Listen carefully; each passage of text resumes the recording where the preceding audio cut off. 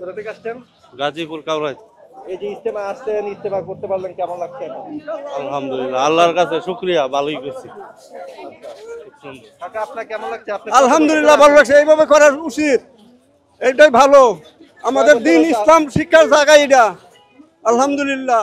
আপনি কত বছর আসেন এই ইজতেমা? আমি আজকে 10 বছর ধরে আসতেছি ইনশাআল্লাহ। এইবার এই যে এখন যে হেঁটে যাচ্ছেন, কষ্ট হচ্ছে না? না না, কিচ্ছু কষ্ট হচ্ছে না ইনশাআল্লাহ। কষ্ট কেন, আল্লাহর দিনের জন্য আইছি, আল্লাহর কাজের জন্য আইছি। এটা আমার বরত্ব না, আসি এই যে মারাও যায় তা আল্লাহ জান্নাতে দিয়ে যাবে। এই জন্য সুবহানাল্লাহ, আলহামদুলিল্লাহ, লা ইলাহা ইল্লাল্লাহু সর্বদাই বলা। এটা ইমান ও একিনে আনা। এই ইমান আর আমাল দূর করার জন্য, বহুদিন দূর করার জন্য এই জায়গায় আসা, জামাতে যাওয়া, শিক্ষা করা, এটা হলো আমাদের মুসলমানের কাম। করেন আসছে মানুষ আমলের জন্য। এই 3 দিনের উচিল্লা করিয়া মানুষ অনেক কিছু শিখে, এবং এটা যদি ধরে রাখে তাহলে মানুষ অনেক কিছু শিখতে পারবে এবং জানতে পারবে, অনেক হেদায়েত হয়।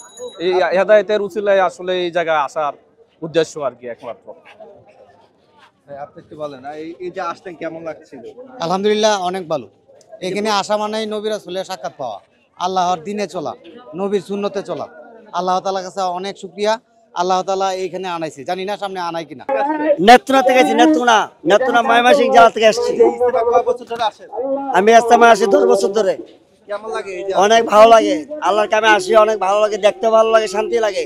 এই যে অনেকে এখানে ইজতেমা এসে শেষ, এরপরে ইমান আমল করে না। হয় না, না, এটা অনেক সময় ফেতা ফেতা পড়ে যাওয়ার জন্য এরকম হয়ে যায়, কিন্তু আমরা সবসময় এখানে আসি, ভালো লাগে, প্রতি বছরে আসি। সামনে জুড়ে আসলাম, ভালো লাগছে।